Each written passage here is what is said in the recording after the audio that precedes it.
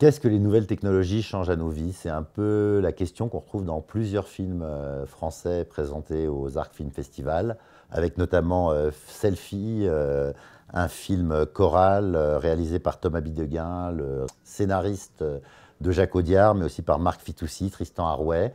C'est une comédie, c'est un film à sketch avec notamment Elsa Zilberstein, en prof complètement dépassée quand elle essaye de se mettre sur Facebook et de comprendre comment marche Google.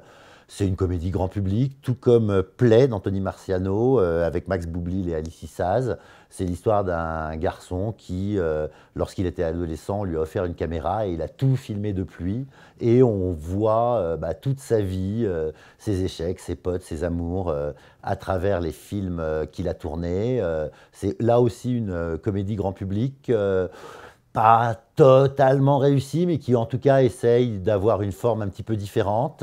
On a aussi vu The End of Love, film de Keren Ben Raphael, dont c'est le premier film, avec notamment Judith Chemla. C'est l'histoire d'un couple qui se retrouve bêtement séparé par une histoire de visa, parce que lui est en Israël et elle est en France, et qui va décider d'essayer malgré tout de vivre et de voir leur enfant grandir grâce à des tablettes, grâce à Skype.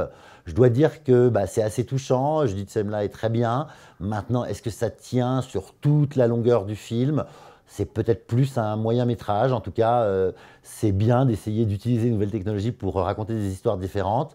Là où c'est pas juste, c'est que c'est vrai que quand on voit les films américains avec des found footage de gens qui ont été tués par des zombies ou un film français avec des caméras de surveillance, ça marchait mieux. Je dois dire que ces nouvelles technologies utilisées au cinéma, pour l'instant, ça marche mieux dans le film de genre, mais je crois que c'est pas mal d'essayer de voir si ça ne permet pas de faire aussi du cinéma d'auteur.